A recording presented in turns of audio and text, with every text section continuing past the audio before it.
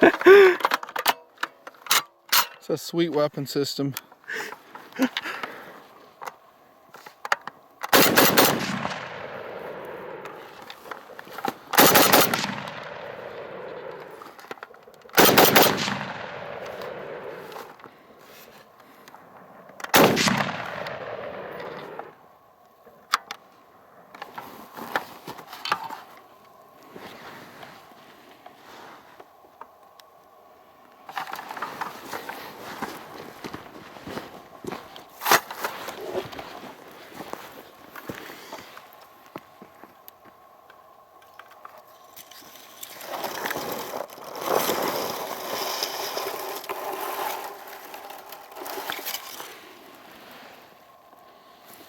To really put this gun into context, though, you have to think about the era it came from. The whole firearms industry, the hobby, everything about it was completely different. There wasn't as much of a presence in just day-to-day stuff. You know, you didn't meet shooters a lot. You kind of met them at the gun store or the range. That was about it. It wasn't as kind of open as it is now. You have all these resources like YouTube and all these different forums, all these ways to connect with other shooters and kind of share the hobby and advance it. You didn't have those back in the day. Instead, what you had was like a dude in Rhodesian camo hanging out in the bed of his Ford Bronco, you know, behind the gun shop or something, just sitting there going through his chew, asking if anyone wanted to do like an elk hunt that weekend or something. Like, I don't know. You didn't have the same resources you do today. And so you kind of had products like these a lot more often than you do now. Not to say that there isn't like garbage floating around here and there, but I think we're pretty good at policing out, thanks to stuff like these channels. We're pretty good at policing out the flotsam before it really gets out there and embeds itself in the culture. Yeah, there are a couple things like the Diamondbacks that I was about to say UTAS, but I hear they're getting their act together. Some of those things may stick around for a bit, but by and large, most every firearm you pick up off the shelf is gonna work 90% of the time, I want to say. We have had a lot of lemons this year, to the point where I kept saying we need to do a summertime fails event. I thought that would have been fun, but he wasn't really on board with it. I don't know how long the joke would have been able to last. We had 3 or 4 different pistols and rifles that had just continually screwed up in a block there, so I don't know. Seemed like a good idea to me, but he didn't dig it. So this thing is a Bullpup Chassis that we're reviewing that goes onto a Ruger Mini 14. These came out, I think, in the late 80s. You saw them a lot in the early 90s. This is kind of from back when, like, Boys Life used to have something other than anti-smoking and Gatorade advertisements in it. This is kind of from that era when you couldn't really fact-check stuff. So, like, you'd see the ad for Sea Monkeys, or the one that's like, X-ray glasses. And you're like, I don't know, man. I heard from that kid at school that those X-ray glasses really work. Yeah, he saw some panties with them. You're like, oh, cool, and you send away. Same thing happened with this. You'd open up an issue of Shotgun News or something, and you'd be able to see this thing. It would say advanced and futuristic, and it adds everything that the advanced new Bullpup system gives to your Mini 14. Whatever other market copy they had. I'm sure it was all super impressive, when in reality, it really was such a letdown. So a rundown of just the most bare bones things, because I don't want to do like a full-on thorough review. I'm not going to take this and throw it out in the mud or drag it behind my truck or, you know, take it up to altitude and see what pressure does to it at a molecular level. I don't care about that because it's bad. It doesn't function well as a firearm, so who cares, man? So you start off by ordering this kit. You jam it onto your Mini 14. Mini 14 has to have a longer barrel. You can't really get away with a 16-incher. It won't meet minimum overall length requirements. This one, as is like 26.5 or something. I don't know. It's over the legal thing. I checked that. Kind of odd that they wouldn't add like an extendable stock or really do anything back here to help maintain legality. I feel bad for guys that maybe have like a Mini 14 and 16 inches that, you know, you get that and, well, now you can't use it, you can't install it, you have to apply for an SBR tax stamp for this. And I would say you are a dumbass if you ever do actually go through the process of getting a stamp for this thing. Definitely not worth the money to convert this into an SBR to get it registered if you do have a shorter barrel system in it.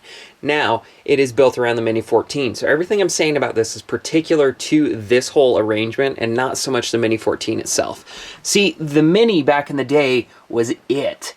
For most people, for most civilian shooters, for most just average Joes, even, you know, vets and cops and stuff, everyone kind of gravitated towards the Mini 14 because it used the same cartridge as the military, because you had this, awesome 5.56 ammo coming out.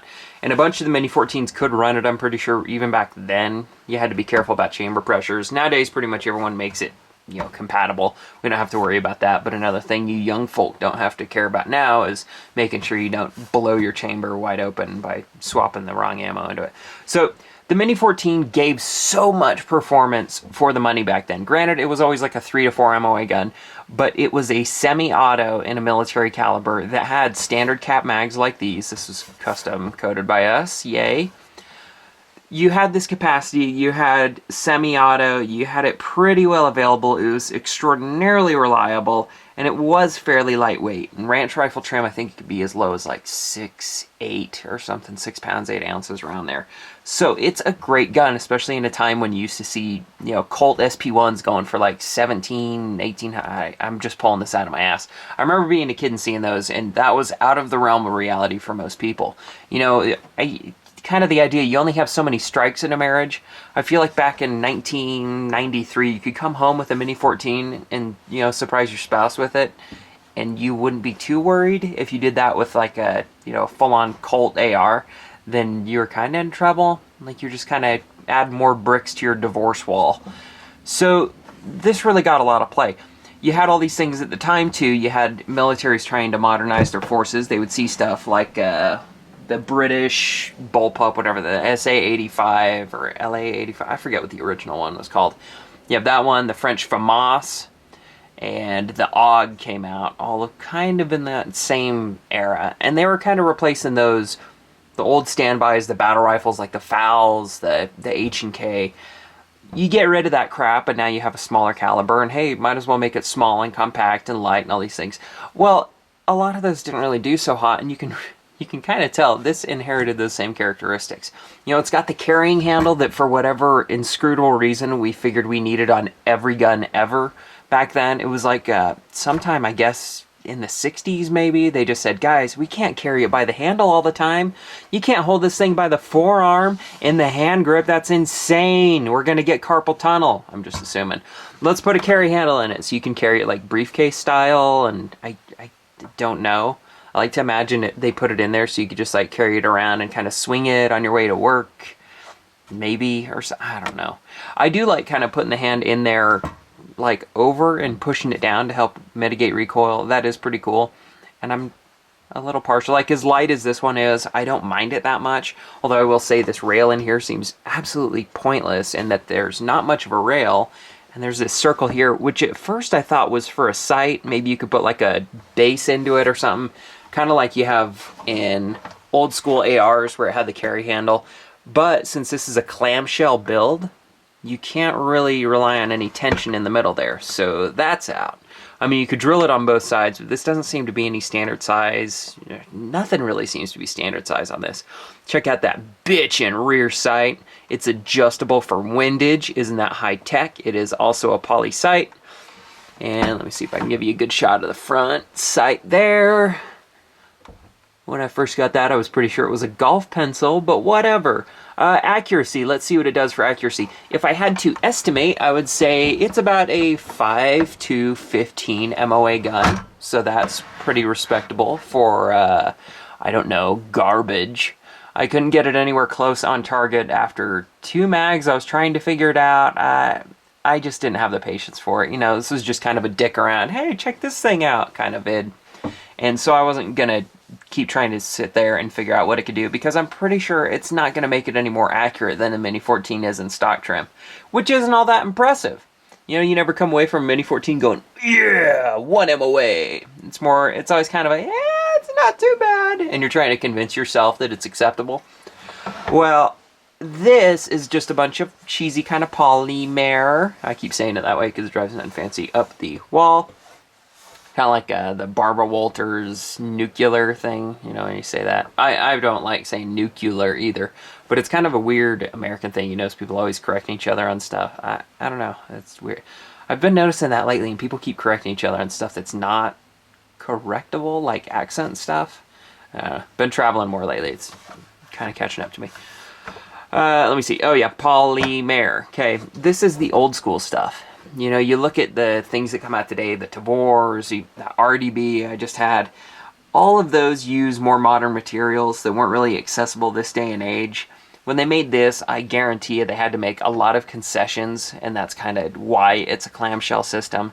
That's why it's shaped the way it is, because this material isn't as strong as stuff available today. There have been so many advances, I'm sure the molecular level, they figured stuff out better than they did back then. So this has a different texture to it. It has a different feel. It feels a little bit different when it's cold. It's probably sturdier than I would say it feels. When you pick it up, it sounds like a haunted ship, just creaking and groaning whenever you shoulder it. That's not super confidence inspiring. I don't know though. It's held up well. I mean, it's not, we took it out to the range a couple times, or I did, and I wasn't gentle on it, and it hasn't broken anything. Nothing's been snapping. You don't see any shards chipping off it, so it deserves credit for that. I'm trying to think of the other space age features this thing has, because honestly, there's not much to it. I mean, the sights pretty much suck. This one was shooting high and to the left by 8 feet high, about 3.5 feet left at 10 yards, so that sucked. This, for whatever reason, has 2 safeties on it.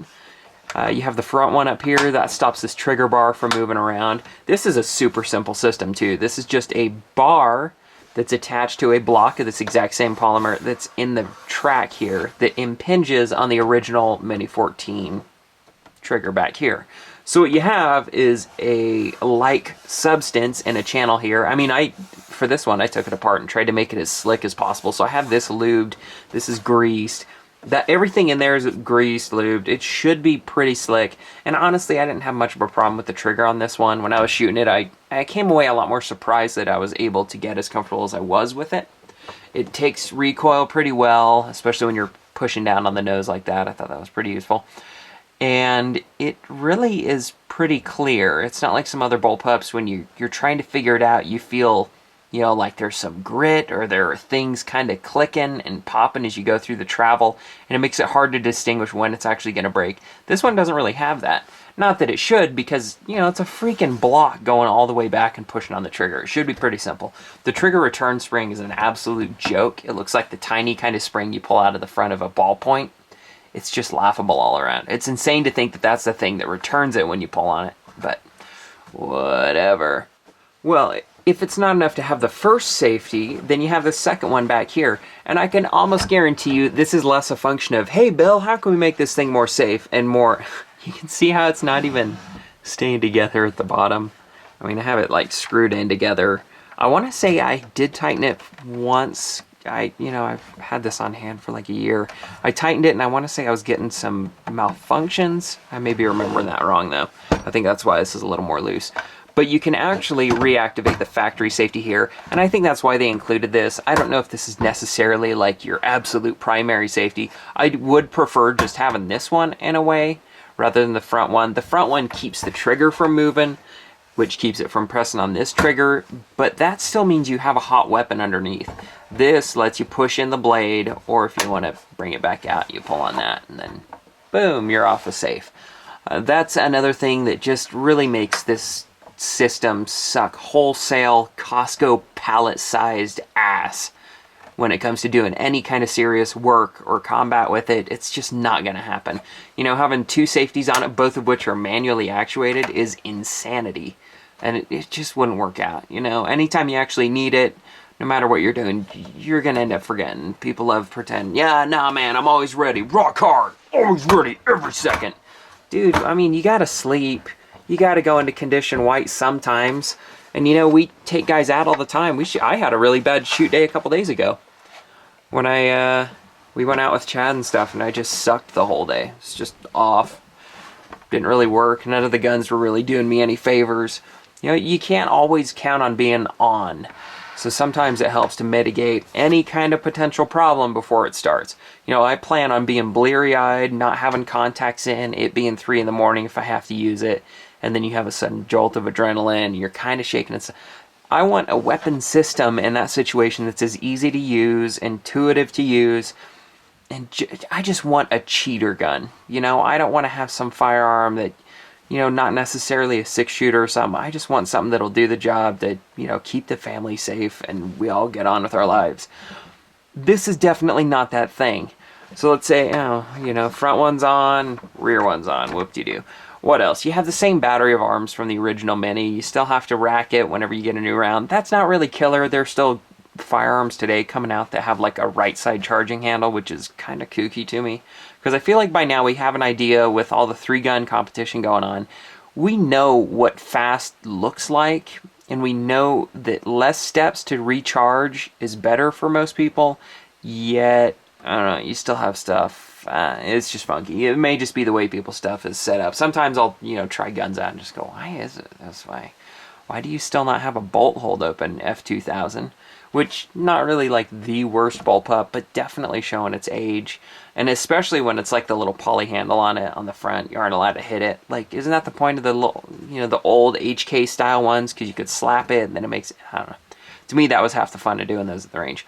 So, let me see. This, I mean, the Mini 14 parts of it are all fine. It's all, you know, the stock that dicks it up. The barrel isn't free-floated at all, so it's sitting in here contacting everything, getting stressed, getting forced, pushed, anything.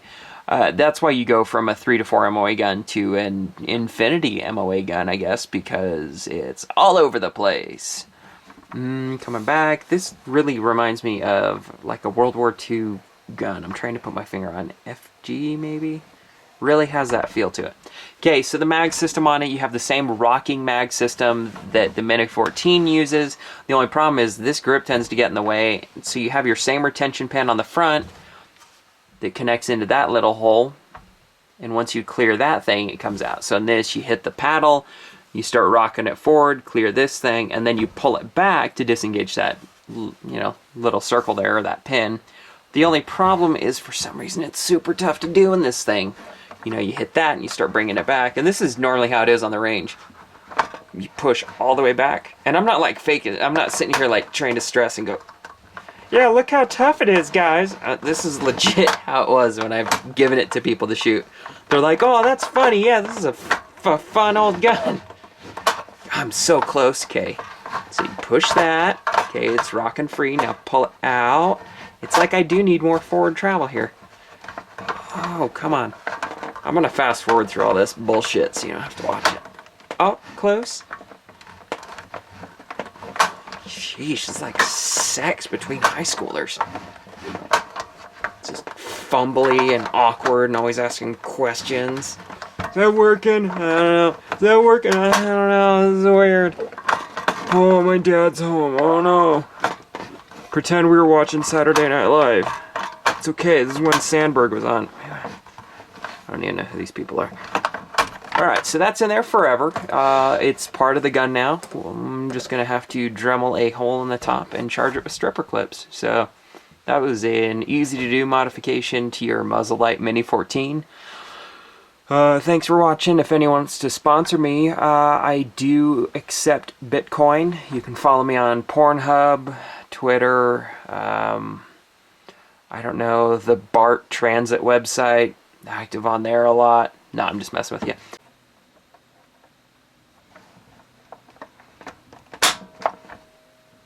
Over. Okay. That's cool. So if you're wondering what the trigger pull weighed, it's over. Over 12 pounds, 15, 20. Who knows? It's bad though. Let's see what total weight is with one OEM steel magazine. And this is empty, so empty with one steel mag, which is pretty much the only mag to run in it. I would have grabbed some thermolds for you, but I couldn't get them to even load in this one. And it does make me wonder, is it just an old one?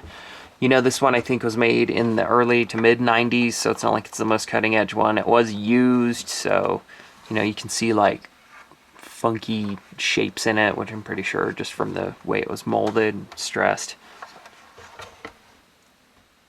7 pounds, 1.3 ounces, so 7.1. That's really not too bad. I mean, it is kind of light. So, did you see my Snuggie there too? I'm filming in the garage and it's wintertime, and dude, it just gets cold in here, and I finally cracked the code. Don't dress up, don't do nothing, just bring a Snuggie. Making sure I covered everything. So Mini 14's good. I do like the forearm on it. I will say ergonomically, I kind of wish that someone would pick this up and do it well. If you were to improve this thing, and there are plenty of people online that have bought these chassis for cheap, and they're like, dude, I'm gonna hot rod it, I'm gonna fix it, I'm gonna make it the most bitchin' gun you've ever seen. I've never really seen one turn out, mostly because this thing isn't really too kind to modders.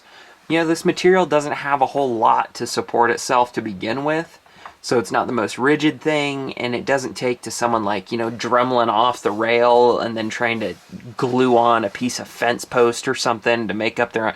Just not gonna work, or I guess, you know, the side fencing and stuff. So front end on that, I like chunky front ends when it kind of like comes out and fills the palm. I feel like you have a little bit more control that way. I don't really like a pencil thin one, especially when it can kind of get your hand away from the heat if you're gonna be firing a long time. If I did have the money, I would love to do like a 10,000 round test on this till the entire front end is just slag. That would be awesome. Let me see, front sight sucks, fore end is okay, this safety sucks, trigger sucks, but not as bad as you would expect. It doesn't really vent too much air, it does get hot pretty quick. I mean, dude, what do you even talk about with it? It's so bare bones, but it brings me back to the beginning, because this is a sign of how much our world has changed. And honestly, if you had taken me back into a time machine and said, I'm going to fast forward this, your ears don't get blown out. If you had said stuff like this was going to be available by the time I was in my mid-20s, I wouldn't have believed it, really. You know, in a time of, you know, the assault weapons ban and everything going through, we didn't think that things would ever really get better. We only thought they would get worse.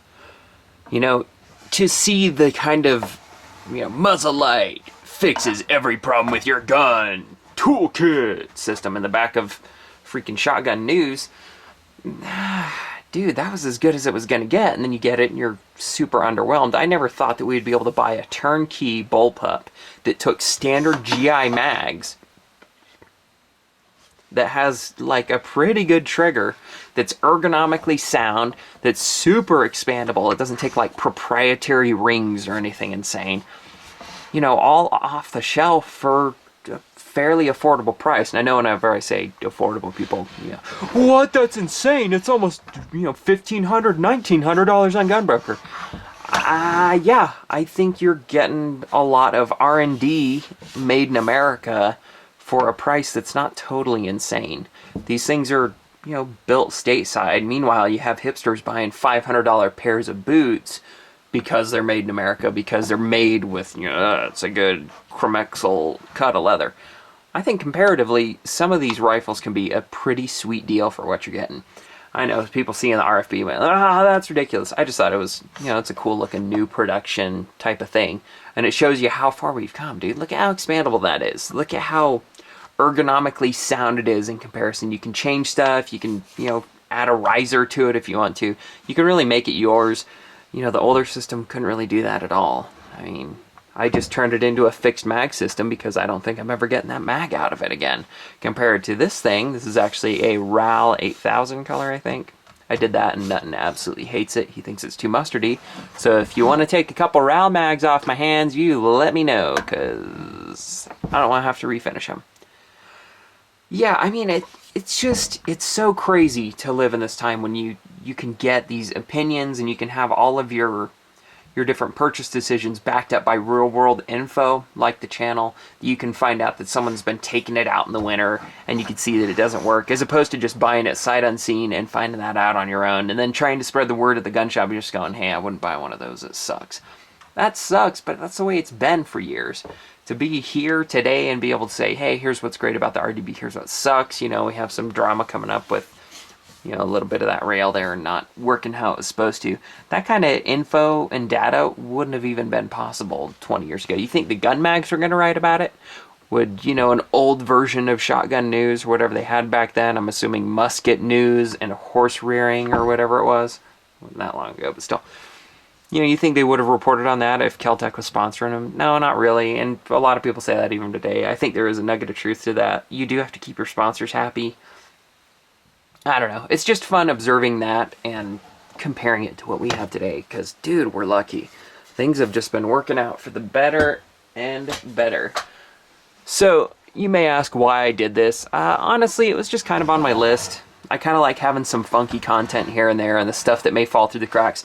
I do think there are elements about this little muzzle light stock system, especially for the Mini 14, that will someday become, even if it's just a little bit, but they'll someday become valuable.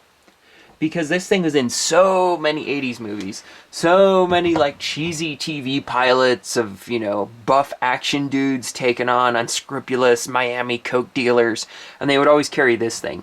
Now, if you wonder, I think, let me see if I can pull some movies off the top of my head. I know the one that always comes to mind is Terminator 2. All of the future war, like, TechCom soldiers are carrying this thing. Some of them have, like, giant optics on the front. For whatever reason, it fires a pretty wimpy sounding laser. So that's pretty cool. Weapon of the Resistance. And they didn't really mod it too much for that. And Starship Troopers. They used this base and then added that gaudy front end giant rifle thing. And they underslung little airsoft shotgun and all that. At its base, it's still a Mini 14. You can always see, even in that movie, you see, like, the double shell. You see it. This thing has a shell, and then you see, like, all the Mini 14 internals cycling. It's just pretty funny. But it did end up looking pretty cool.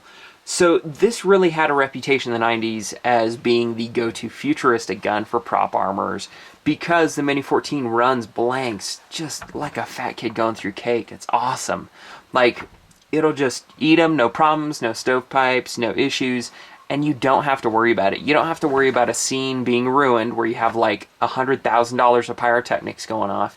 You have actors that only have so many days on their contract. All this stuff, and it can be undone by a single cheesy gun, not feeding blanks and stovepiping at the worst moment possible. All of that is, that risk is kind of alleviated by going to a reliable system like the Mini 14. Total Recall, that was another one. I think Schwarzenegger uses it. It's a little bit modded.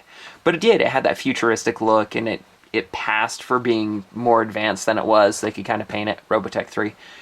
First episode of Firefly, I remember seeing it too and going, oh, that's weird. It's a bizarro choice. So I'm sure there's still a ton left in armories out there. But I think by and large, even though it's still pretty much available and it's been modernized, even though I still don't totally count that, because it just doesn't enhance it enough. I think if you were to do this, you could do it kind of the right way. You'd have to really modernize it and do a better mold. Again, I'm pretty sure this is limited by the technology of the time. I don't think these will really be around too much. If you look at stuff from 120 years ago, from 100 years ago, all these little things like this, the not successful firearms, the things that people thought were everywhere, ended up being more valuable because people didn't hang on to them. Not to say I would definitely invest this, but if you find one at a gun show for $20, grab it and throw it in the attic or something. It could be fun someday and just be like, yeah, it was one of those things. It was kind of a prop gun. I'm not going to say now it's definitely worth money. I will say if you bought it as your primary anything other than primary clown range gun, I don't know. Like, if you wanted to go to the range and you wanted to act like you're just some dumbass, and you're like, oh, I can't hit anything. This is what I would use to kind of complete the getup. Maybe put a giant flashlight on it, or a magnifier, but no actual optic, just the magnifier on the front, and act like I knew what I was doing. And then whenever you're about to shoot, you always have to do the little pop thing and pop it up. I don't know. Just, I don't even know how that prank would go. You show up with this, and you don't shoot well, and then you borrow someone else's, and then you shoot well. I don't know. I'm trying to figure out how you could ever put this thing to use in a way that wouldn't be absolutely dumb. Dude, I mean, it's just bad. And maybe the worst thing about it is that it functions enough of the time, thanks to the Mini 14, that it still leaves you with some hope. So I'm sure people out there had bought this, put it together, were trying to use it on the range, and it was, I don't know, it's something, and they're tweaking it instead of getting rid of it altogether. I don't know, it's getting a little more accurate. I tried shimming it out. I'm just going to keep holding on to it. Then they kept losing money on it. Just don't, man. Abandon hope for the muzzle light. Pitch it and move on. Get something else. Get anything else. Even to the guys that are sitting there going, no, the RFB, man, that thing's a piece of shit. It's never going to work. I haven't had the same experience. It just like every other system, it has its own shortcomings. It's still better than this, man. The F2000, better than this. The P90, better than this. The Desert Tech, no idea. Haven't shot it yet. What's the other one? I'm missing one. The M17, I have been trying to get a Bushmaster 17 forever. The new manufacturer ones are looking really, really cool, especially if they use as many stock AR parts as they've been saying. Alright, that's the fun one. I do have a couple new goodies on the table. I figured I'd fill it up. If you ever wonder why we have stuff in the corners, it's so when we're looking in the viewfinder this way, we can tell where the borders are out of the peripheral vision. Like, we could put it just barely outside, but then all this space is blank, and that makes it a little more interesting. This is one of the new sticker prototypes. We have a bunch of sticker patch things that have been sitting in the docket forever. I just haven't been completing them because I'm just drowning in work and all that stuff. I like this one, though. Just another dumbass civilian. So I'll put those up for fun. I think right now I only have like 40 or 30. I just wanted to see. I have a couple different color combos. Those are going to be out there kind of as a tester. We'll have them in patch form if they're popular enough. I don't really like taking a gamble on all this stuff unless I know people actually want it.